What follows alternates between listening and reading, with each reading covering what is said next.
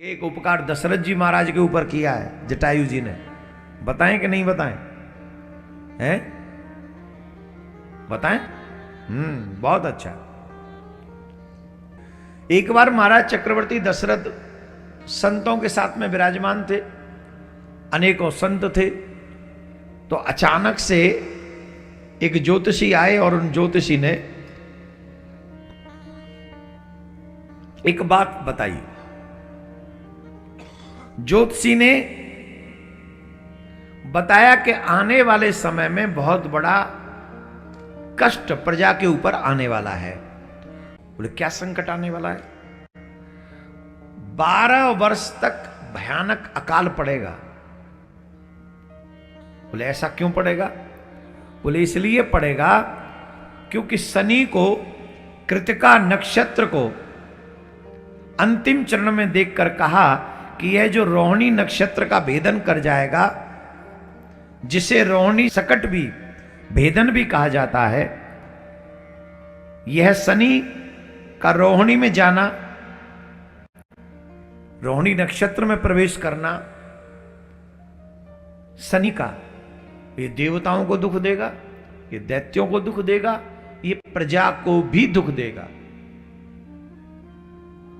तो दशरथ जी महाराज ने कहा कि इतना बड़ा संकट जब आने वाला है तो कोई तो उपाय होगा इस संकट से बचने का। कोई तो उपाय आप बताएंगे? गुरुदेव वशिष्ठ जी से पूछा, गुरुदेव आप कृपा करके बताइए, प्रजा को इस संकट से कैसे बचाऊं? प्रजा कैसे इस संकट से बच सकती है? कोई तो उपाय बताएं। वशिष्ठ जी ने कहा कि इसका हल कोई नहीं है, और शनि के रोहिणी नक्षत्र में भेदन होने से प्रजाजन कभी भी सुखी नहीं रह सकते, क्योंकि इस योग का दुष्प्रभाव तो ब्रह्मा और इंद्र जैसे देवताओं पे भी पड़ेगा। वो भी असमर्थ है इसमें सहायता करने के लिए, वो भी तुम्हारी सहायता नहीं कर सकते। दशरथ जी महाराज को लगा कि ऐसे हाथ पे हाथ रखने से बात नहीं बनेगी, ऐसे ही हाथ पे हाथ रख के बैठ जाएंगे तो बात बनेगी नहीं, ये बात ठीक नहीं है। और आप लोग सभी समझ लीजिए, जहां सब लोग ये कह रहे हैं कि ये घटना घट के रहेगी, ये स्थिति बन के रहेगी, इससे इजीली मुक्ति मिलने वाली नहीं है, ब्रह्मा जी भी इसको टाल नहीं सकते। दशरथ जी महाराज को लगा किसी भी तरीके से इस घटना को टालना ही चाहिए, टालना ही है। कैसे टाले? दशरथ जी महाराज ने रथ को तैयार किया, हाथ में धनुष लिया, धनुष लेकर आयुधों से युक्त होकर अपने रथ को तेज गति से चलाते हुए चंद्रमा से भी 3 लाख योजन ऊपर नक्षत्र तारामंडल में पहुंच गए। चंद्रमा से भी ऊपर 3 लाख योजन ऊपर पहुंचे। ये सामर्थ्य किसमें है? जोर से बोलो। दशरथ जी में। हम लोगों ने अभी चंद्रयान पर विक्रम लैंडर पहुंचाया है, एक तो इसके लिए तालियां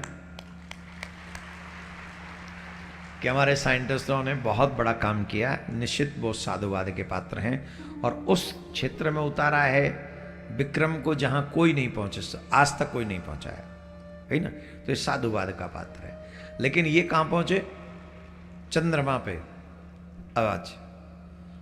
और दशरथ जी कहां पहुंचे? चंद्रमा से भी ऊपर 3 लाख योजन ऊपर तारामंडल में, तारामंडल में प्रवेश कर गए।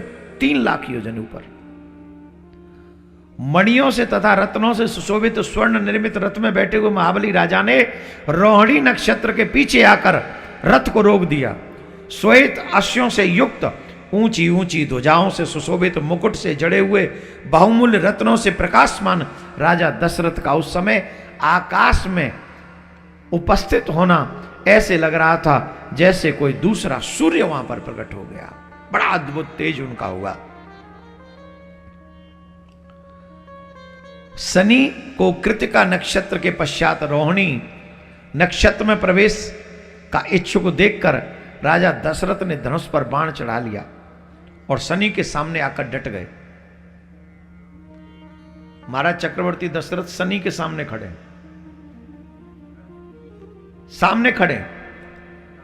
अपने सामने देव आसुरी के संहारक अस्त्रों से युक्त दशरथ को खड़ा देखकर शनि हैरान हुए और उन्होंने हंसते हुए राजा से कहा कि मैं तुम्हारा इतना बड़ा पुरुषार्थ देखकर बड़ा प्रसन्न हूं,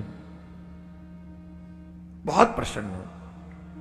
प्रजा के लिए कोई इतना बड़ा पुरुषार्थ करता है कि अपने प्राणों को संकट में डाल दे, जबकि तुम जानते हो कि शनि की दृष्टि कितनी तेज है।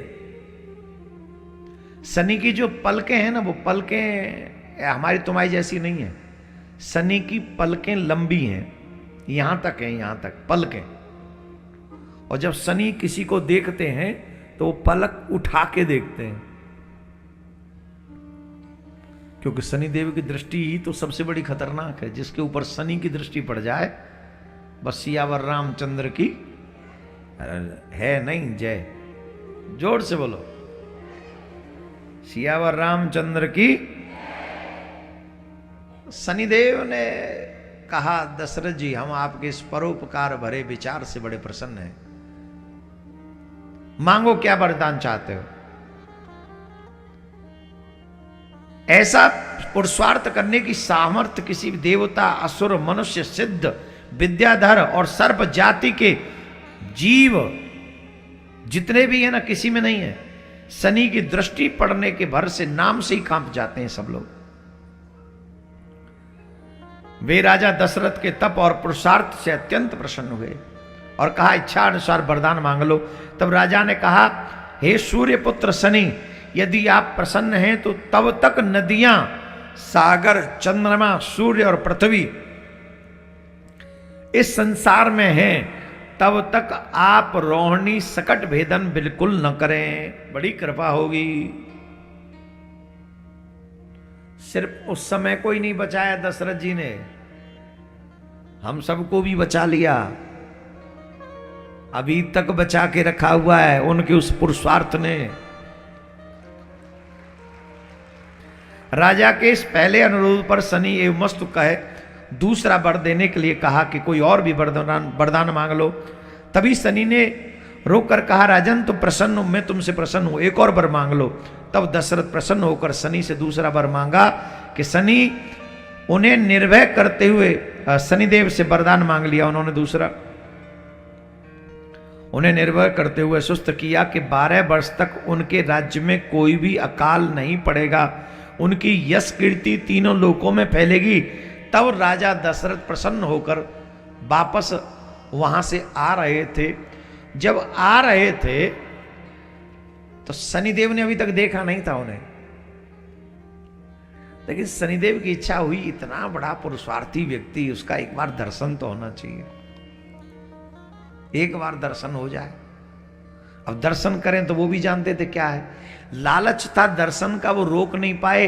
हल्की सी पलक उठाई उन्होंने, और इतनी पलक उठाई कि उनकी दृष्टि रथ पे पड़ी, और जैसे ही रथ पे पड़ी तो रथ जल के स्वाहा हो गया। रथ जल के स्वाहा हो गया। अब दशरथ जी महाराज आकाश से गिरते गिरते गिरते चले आ रहे हैं। और ये संयोग ही कहेंगे कि जिस समय महाराज चक्रवर्ती दशरथ रथ से नीचे गिर रहे थे, उस समय गिद्धराज जटायु आकाश में भ्रमण कर रहे थे। उन्होंने देखा कि ये तो कोई वीर पुरुष है, जो आकाश में गया होगा, कोई साधारण तो नहीं होगा। तो उन्होंने अपनी पंखों पर महाराजा चक्रवर्ती दशरथ को थाम लिया, बिठा लिया, लिटा लिया, और धीरे धीरे लेकर उनको उस आकाश में, अगर नीचे धरती पे गिरते तो क्या होता, वहां से उनको लेके आए और फिर उनको इसी पंचवटी पे ही उनको उतारा, जल इत्यादि उनके ऊपर छिड़का। और जब जल इत्यादि छिड़का तो उन्हें होश आया, और जब होश आया तो पूछा, आप कौन हैं? बोले हमारा क्या, हम तो गिद्ध है, जटायु हमारा नाम है। राजा दशरथ बोले आप यहां कैसे? बोले आप आकाश से गिर रहे थे, मेरी दृष्टि पड़ गई, मैं आपको ले आया। महाराज चक्रवर्ती दशरथ बोले यह जीवन तो आपका दिया हुआ है, आपका तो मेरे ऊपर उपकार हो गया, आपका ऋण हो गया मेरे ऊपर, आपका दिया हुआ जीवन है, नहीं तो मेरे तो प्राण निकल जाते। मैं आपका क्या उपकार करूं? आज से आप हमारे मित्र हुए, आपने हमारे प्राण बचाए हैं, चलो चलो आप मेरे साथ चलो, मेरे साथ चलो, अब आप जंगल में वन में मत रहो, अब आप अयोध्या में रहना। तो जटायु जी बोले हे राजन, हम लोगों का शहरों में जाना उचित नहीं होता, भवनों में जाना उचित नहीं होता, हमारी तो नीच योनि है, मांस खाने वाले हैं। अगर हम किसी के भवन के शिखर पे पहुंच भी जाए ना, तो उन्हें भवन के शिखर की शुद्धि करवानी पड़ती है। तो आप तो महाराज चक्रवर्ती दशरथ हैं, आप तो धर्मात्मा राजा हैं, भला हम आपकी नगरी में कैसे आ सकते हैं? महाराज बोले तो मैं क्या करूं, मुझे कोई तो उपकार करने दो, आपने इतना बड़ा कार्य किया है। तब जटायु जी कहते हैं आप सब मनुष्यों में अंतिम संस्कार करने के लिए पुत्र की आवश्यकता होती है। मेरी भी एक इच्छा है कि मेरा अंतिम संस्कार कोई मनुष्य करे। अगर आपके कोई पुत्र हो तो उसको कहना कि जब भी मेरा प्राणांत हो तो मेरा अंतिम संस्कार तुम्हारा पुत्र करे।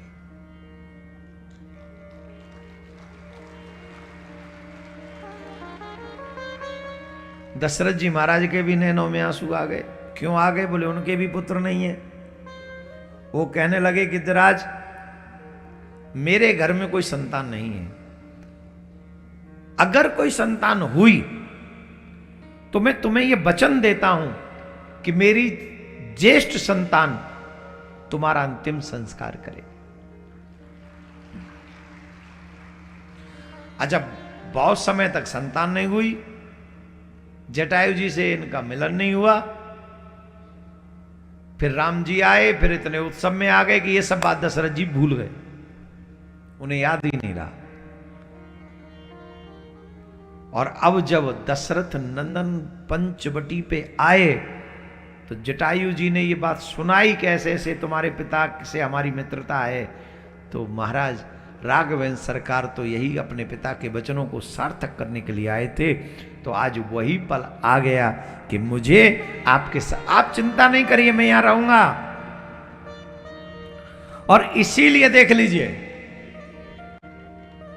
दशरथ जी महाराज का अंतिम संस्कार राम जी ने नहीं किया, पर जटायु का अंतिम संस्कार भगवान श्री राम ने किया कि नहीं किया? बोलो जोर से, है ना? तो क्या बोलना पड़ेगा? जोर से बोलना पड़ेगा।